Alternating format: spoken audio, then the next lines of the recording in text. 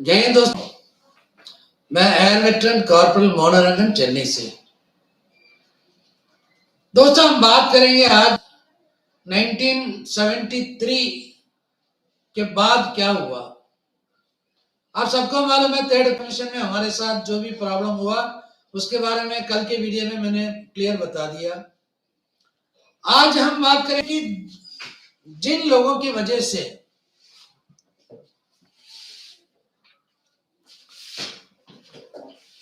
हमारे जो प्रॉब्लम हुआ था उसके बारे में आज बात करेंगे। दोस्तों, जो मतलब उस टाइम का जो है बहुत बड़ा स्ट्रांग संगठन थे लीग वाले, और लीग वालों ने कुछ नहीं किया और ऑफिसर्स ने तो बस आंख बंद करके एक्सेप्ट कर लिया। और उसके बाद एक एम्बेसडर बना, एक हाई कमिश्नर बना, वो अलग बात है। लेकिन उस जो जैसे प्रॉमिस किया था पे और पैरिटी इन पेंशन सही करेंगे, उसके बारे में गवर्नमेंट ने कोई एक इंच का भी प्रोग्रेस नहीं हुआ था और उसके बारे में जो है किसी ने आवाज भी नहीं उठाया। उसके 10 साल के बाद एनएक्ससी, मेरे ख्याल से 81 में एनएक्ससी चालू हुआ, तो एनएक्ससी ने आवाज थोड़ा सा आगे किया। और उसी टाइम जो है हमारे जो है कर्नल इंद्रजीत सिंह सर, स्वर्गीय इंद्रजीत सिंह सर जो है, उन्होंने जवानों के लिए आवाज उठाया। जब उन्होंने वन रैंक वन पेंशन, यानी कि जब उन्होंने जो पेंशन के लिए आवाज उठाया था वो 70% पेंशन के लिए, वो वन रैंक वन पेंशन नहीं है। जैसे पुराना सिस्टम कंटिन्यू होना चाहिए उसके लिए उसने आवाज उठाया था। लेकिन होते होते वो मतलब फिर उसके बाद जो है कांग्रेस गवर्नमेंट गई, बीजेपी गवर्नमेंट आया, वाजपेयी सरकार, उन्होंने भी कुछ नहीं किया। फिर वहां से लेके बहुत सारे कमीशन, कितने कमीशन, मतलब आप मतलब 73 से 76 से लेके 2003 तक अगर आप देखते जाओगे कि कितने कितने मतलब हमारे जो है कमीशन बनाया, लेकिन किसी कमीशन ने भी इसका जो है फेवर नहीं किया जवानों के लिए। लेकिन जब भी कमीशन बैठा था, इसका फायदा मिला था, हर बार ऑफिसर्स को मिला था, हर बार। हम ये नहीं बताना चाहते कि क्या क्या फायदा हुआ क्योंकि वो अच्छा नहीं लगता, लेकिन जवानों को क्या मिला? हड्डी। जवानों को मिला हड्डी। बीजेपी गवर्नमेंट गया, फिर कांग्रेस आया, फिर बीच में कुछ दिन के लिए और भी मतलब 1 साल 2 साल का सरकार भी थे, लेकिन किसी ने जो है जवानों के लिए कुछ नहीं किया, कुछ भी नहीं किया। लेकिन कोई बात भी नहीं करते थे जवानों के बारे में, जैसे अभी बात हो रहा है। ये जवानों के बारे में बात करना कब से स्टार्ट हुआ? 2013 के बाद। उससे पहले जवानों के बारे में इतना बात नहीं होता था। जो भी बात है बस ऑफिस जाके बात करेंगे, फिर उसके बाद जो भी फायदा मिला वो खाएंगे और बाकी जो बचा है हमें मिलेगा। अगर आपको विश्वास नहीं है तो आप इसका जो है 73 से आप कहानी देख सकते हैं। ये वन रैंक वन पेंशन नाम होशियारी कमेटी से पहले दिया गया था। उससे पहले कोई ना वन रैंक वन पेंशन है, ना आगे का पेंशन, पीछे का पेंशन, ये सब कुछ भी नहीं था। अब ओआरओपी नाम क्यों दिया है और जो होशियारी कमेटी से पहले क्या हुआ? दोस्तों, आप सबको मालूम है कि चाहे वो 73 से लेके मतलब थर्ड पे कमीशन से लेके छठा पे कमीशन तक या 5वें पे कमीशन यानी कि 96 तक जो डिफरेंस ऑफिसर्स और जवानों के जो बीच में सर्विंग और पेंशन में इतना फर्क नहीं था। फर्क इसलिए नहीं था पहले जो हमारे जो डीएनएस अलाउंस या डीएनएस रिलीफ आप कुछ भी बोलो, उसमें जो है एक सीलिंग था, एक प्रिंसिपल था उसमें, जो ज्यादा बेसिक जिसका है उसको डीए में सीलिंग रख दिया था, इसलिए जो है बेसिक इतना ज्यादा नहीं बढ़ा। लेकिन फोर्थ पे कमीशन के बाद वो सीलिंग हटा दिया था। जब से परसेंटेज बेसिस में डीएनएस अलाउंस आना स्टार्ट हुआ या डीएनएस रिलीफ आना स्टार्ट हुआ, तब से लेके हर बार, यानी कि फोर्थ पे कमीशन से लेके हर बार डीए बढ़ते गया।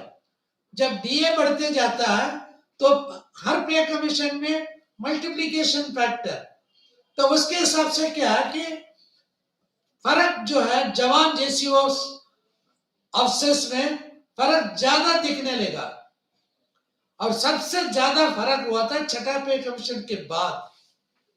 हम सबको मालूम है कि हमारे मतलब छठा पे कमीशन से पहले हमारा पेंशन क्या था और छठा पे कमीशन से लेके 2012 तक क्या है, फिर 2012 के बाद हमारा पेंशन कितना, वो सबको मालूम है। क्योंकि ये जो है बेसिक पेंशन हमारा सबका इसलिए बढ़ा था डीए की वजह से। इसलिए हम ये मांग रहे हैं कि मतलब डीएनएस रिलीफ या डीएनएस अलाउंस जो है सबके लिए बराबर होना चाहिए, क्योंकि महंगाई बढ़ता जिसको बोलते हैं, महंगाई जो है सबके लिए एक जैसे बढ़ता है, तो महंगाई में क्या इतना फर्क क्यों है मतलब डीए में। लेकिन जब भी डीए बढ़ता है उसके हिसाब से जो है इनके बेसिक पेंशन भी बढ़ जाता है। यही वजह है छठा पे कमीशन से ले आने के बाद, यानी कि 2008 में आईएसएम बना था,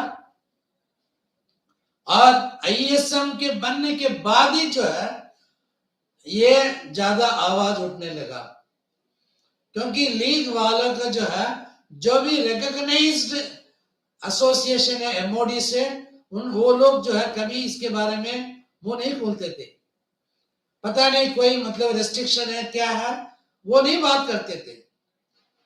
अलग से जब ये लोग जब बने थे, इन लोगों ने देख लिया कि फायदा क्या है और फायदा क्या मिलेगा, तो जो है इनके जब मीटिंग जब हुआ था, हमारे बीच में भी गद्दार है ना, हम जानते हैं कि वो गद्दार कौन है, जो मतलब हमारे जो राजीव चंद्रशेखर जो एमपी है, उनके सामने उनके नेतृत्व में जब मीटिंग हुआ था उसमें कौन था हम जानते हैं, वो भी एक संगठन चला रहा है अभी, लेकिन वो चमचागिरी करता था अवशेष का।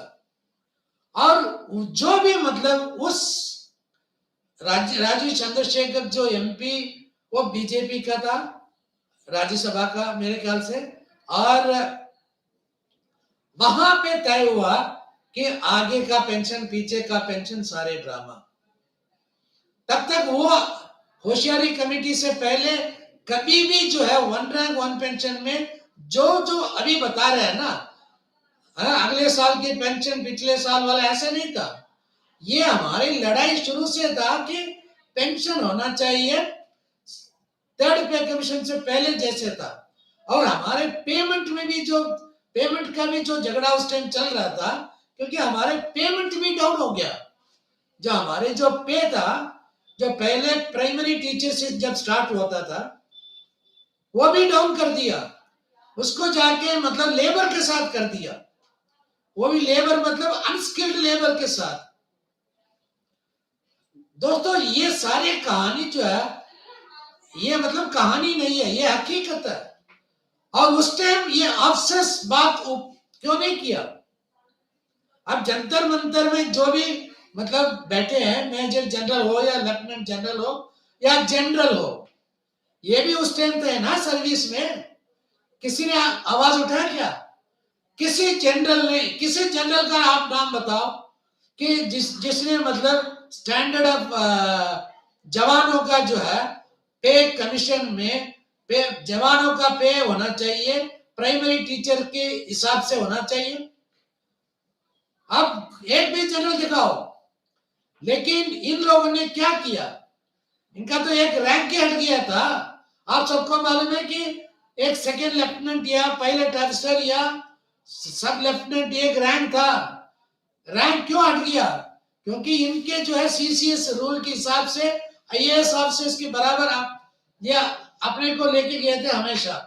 चलो ठीक है, ये कमीशन ऑफिसर आईएएस ऑफिसर इनमें ज्यादा फर्क नहीं होना चाहिए, हम इसके बारे में बात नहीं कर रहे। लेकिन जब इन लोगों ने अपने लिए जब किया है तो जवान जो है एक सिपाही, वो बेशक वो अनपढ़ हो सकता है, कम पढ़े लिखे हो सकता है, लेकिन जब तक वो जवान 24 घंटे नौकरी नहीं करेगा तो भारत देश को कौन बचाएगा? एक मतलब बंदूक चलाने के लिए या पहाड़ में जो है अपने कंधे के पीछे वजन उठा के बंदूक लेके ड्यूटी देना इतना आसान काम नहीं है। पढ़ा लिखा आदमी को वहां खड़े थोड़ी कर सकते हैं। ये ज्यादा कम पढ़े लिखे थे वो ठीक है, लेकिन जो काम वो करते थे उस काम का जो है कभी इज्जत नहीं दिया था, यही सच्चाई है। और अफसर क्या कर रहे थे उस टाइम, चाहे कोई भी हो, कोई भी अफसर, कोई भी हमारे जनरल किसी भी टाइम का, आज तक कोई जवानों के लिए बात कर रहा है डिग्रेडेशन। ये जब भी ये डिग्रेडेशन की बात आता है अपने डिग्रेडेशन बता रहे हैं। ये होशियारी कमेटी डिग्रेडेशन को क्या है? डिग्रेडेशन, आपका पेंशन कभी कम हुआ है? आज भी एक आईएएस अफसर से ज्यादा पेंशन है हमारे अफसर का। अगर कोई अफसर इसके मना कर मतलब अगर बात करना चाहता है, हम बात करने के लिए तैयार है, क्योंकि जो मिलिट्री सर्विस पे 15,000 रुपए ये आईएएस अफसर को कभी नहीं मिलता। इसी की वजह से जो है ये हमेशा आईएएस अफसर के ऊपर ही रहते थे। लेकिन डिग्रेडेशन क्या बता रही है? और कोई चीज है डिग्रेडेशन। ये जो बात कर रहे हैं कि पैसा में नहीं है, इज्जत, इसका मतलब अफसर का इज्जत है, जवानों का कोई इज्जत नहीं है। यही खेल हुआ था OROP 1 में। होशियारी कमेटी जब बना था, होशियारी कमेटी का रिकमेंडेशन जब आया था, तब भी जो है जवानों का जो पे, जवानों का पेंशन, ये दोनों चीज जो है एक अनस्किल्ड लेबर के साथ कंपेयर करके सारे टेबल्स बनाया था। तो यही पे जो है OROP 1 मार खा गया। अभी हमें ये सारी चीज है ना पहले नहीं मालूम था, क्योंकि हमारे टाइम में ऐसे सुविधा नहीं था जानने के लिए। अब सारे सुविधा है, हम सब कुछ जान रहे हैं अभी, और सबको हम यही बताना चाहते हैं। और एक हमारे में से है ना 90% से ऊपर मैं ऐसे लोग देखता हूं टाइटल में टाइटल देके भागने वाला। कुछ लोग पूछते हैं कि कपिल जी आपका टाइटल, क्योंकि अगर कपिल टाइटल अगर नहीं बदलता है ना, आप लोगों में से 10% भी नहीं देखेंगे। कोई मतलब 2015 का टेबल डाल के एक 2023 का डेट डाल के वो डाल रहा है, और वीडियो डालने के 1 घंटे के बाद मैं देखा हूं 21,000 लोगों ने देखा। अरे इतने फुद्दू है तुम लोग। जब वो 2015 पहले वाला OROP का टेबल डाल रहा है, फिर भी जाके देखते हैं, अरे क्या मिलेगा, क्या मिलेगा? मिलेगा बाबा जी का घंटा। आप लोग पहले सीखो, सवाल करो, पहले क्या हुआ था हमारे साथ, अभी क्या हो रहा है। ऐसे चलता रहेगा तो आगे हमारे साथ क्या होगा, आगे क्या होगा स्पष्ट तो आपने देख ही लिया है ना। कहते हैं ना लोग CGHS, ECHS में कितने आप लोगों ने कितनी बार कार्ड बदलवाया, कितने पैसा दिया, लेकिन CGHS में ऐसे कार्ड नहीं बदलते, उनका भी तो इलाज चल रहा है।